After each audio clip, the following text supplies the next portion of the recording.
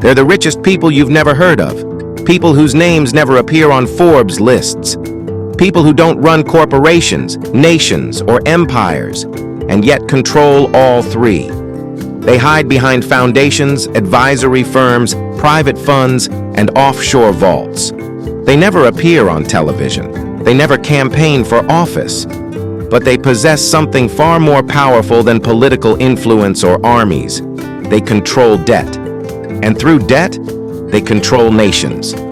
Tonight, we uncover the hidden architecture of power, a system built not on gold, oil, or land, but on the quiet chains of international debt extraction.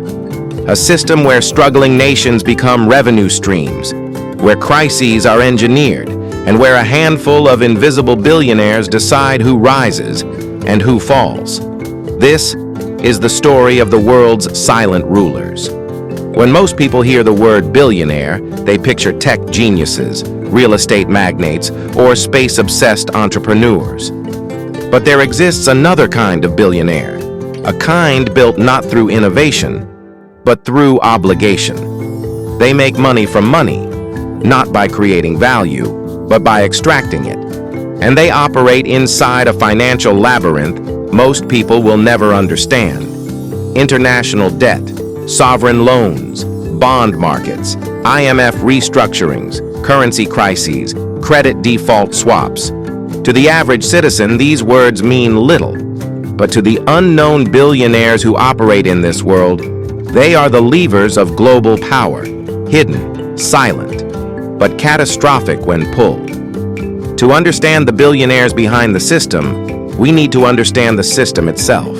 Because debt did not begin as a tool for extraction. It began as a tool for growth. Ancient roots. 5,000 years ago, debt was simple. A farmer owed grain, a merchant owed silver. Debt bound communities together. But as civilization expanded, debt became political. Kings borrowed money from wealthy clans to wage wars. If they won, both sides prospered. If they lost, the kingdom and its people paid the price. Debt became a weapon long before it became a business. The birth of sovereign debt. By the 1700s, European empires needed money to expand. Financing colonization, navies, and armies required massive loans. This is when the world's first private debt dynasties emerged. Families that lent to kings, kingdoms, and eventually nations. But the real shift came after World War II, Bretton Woods, the financial reset. In 1944, world leaders gathered in Bretton Woods. They designed a new monetary system, one they claimed would stabilize global trade. But the real outcome was this. Debt became the currency of the post-war world, and institutions like the IMF and World Bank became its gatekeepers. At first, they were seen as partners, helpers, rebuilders. But as decades passed, these institutions became something else, the architects of a global debt regime. And behind them, funding, lobbying, influencing, were private individuals, ultra-wealthy financiers who discovered the most lucrative business in human history, lending to countries and profiting from their struggles. In the early 1980s, dozens of developing nations, Argentina, Brazil, Mexico, much of Africa, were drowning in debt. Interest rates soared, currencies collapsed, governments panicked. This is the moment the unknown billionaires entered the stage. Where most saw crisis, they saw opportunity. Countries in distress are vulnerable, desperate, willing to agree to terms they would never accept otherwise. And so began a new form of business, the acquisition and exploitation of distressed sovereign debt. Vulture funds, the perfect weapon behind shell companies in tax havens. Billionaires quietly bought the debt of collapsing nations, pennies on the dollar. Then they waited. Waited for these nations to seek IMF help, waited for currencies to stabilize, waited for debt restructuring deals. And when the time was right, they sued and sued and sued, demanding repayment not at the price they paid, but at the full original value, plus interest. Some made billions from a single lawsuit. Nations lost hospitals, schools, infrastructure budgets, generations of progress, but the unknown billionaires gained fortunes and influence. The euro-dollar shadow system. At the same time, another quiet revolution was happening. Trillions of dollars were being held and traded outside the United States in private offshore banks.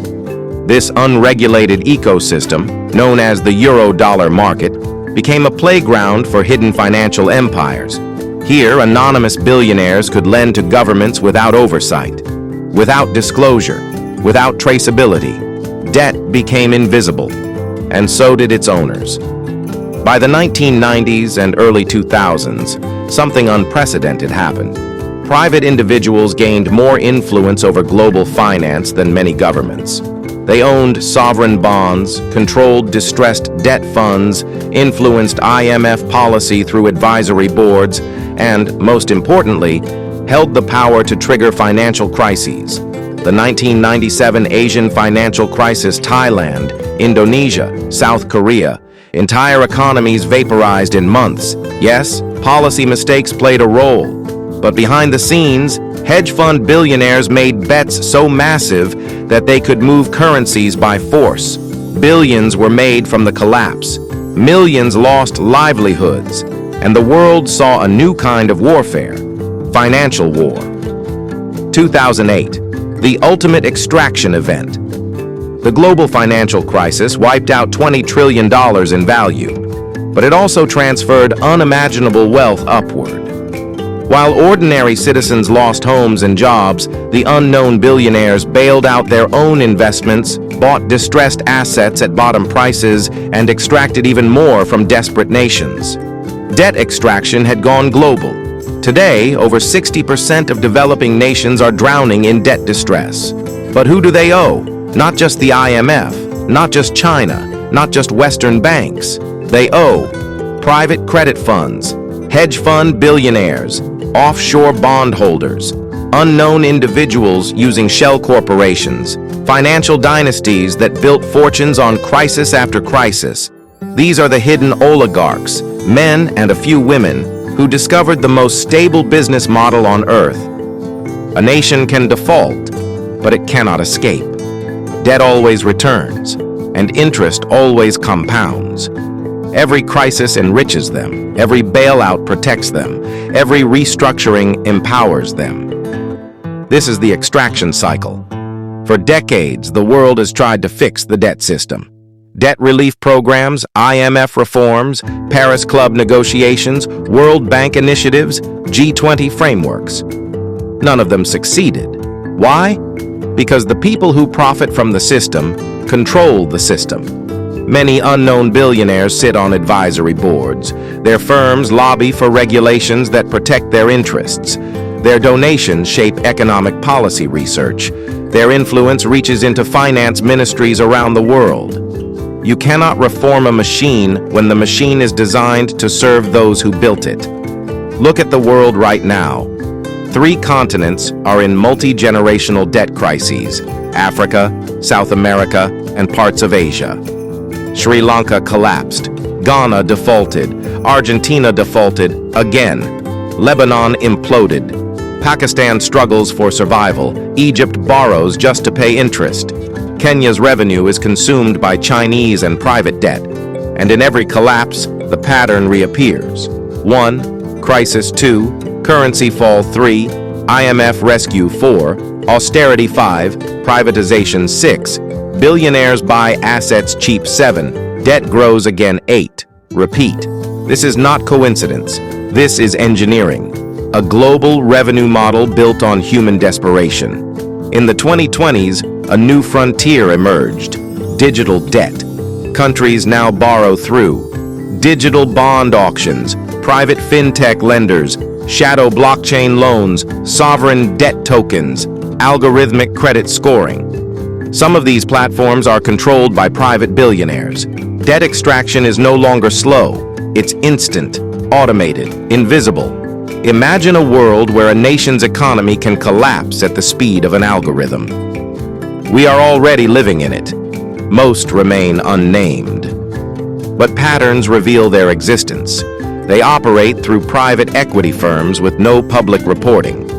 They use offshore trusts in Cayman Islands, Jersey, Mauritius. They hide behind lawyers, not CEOs. They specialize in distressed debt, sovereign bonds, derivatives. They profit most when nations suffer most. They are not celebrities. They are not visionaries. They are architects of a silent empire. An empire built on default, on desperation, on debt. And they are richer, more powerful, and more invisible than traditional billionaires. Debt has always existed, but never like this. Never as a global extraction machine operated by private individuals in the shadows. A machine that decides which nations thrive and which fail. A machine that feeds on crises and produces more of them. A machine that most citizens will never understand because they were never meant to. But the truth is simple. A world controlled by debt is a world controlled by those who own it. And today, that ownership is more concentrated and more hidden than at any point in human history. 3 takeaways. 1. Debt is no longer financial. It is geopolitical. Loans shape alliances, wars, government decisions, and national futures. 2. The richest people aren't the ones you see. They're the ones you never hear about. And they operate in a system designed to hide them. 3. Every economic crisis is also a profit event for someone. And those someones are the silent billionaires who built the global debt extraction machine. The next global collapse may not be caused by recession, war, or inflation. It may be triggered by something far quieter and far more deliberate. The question we must ask is simple. If a handful of unknown billionaires can decide which economy fails next, what will they do when there are no nations left to extract from? And when that day comes, what happens to the rest of us?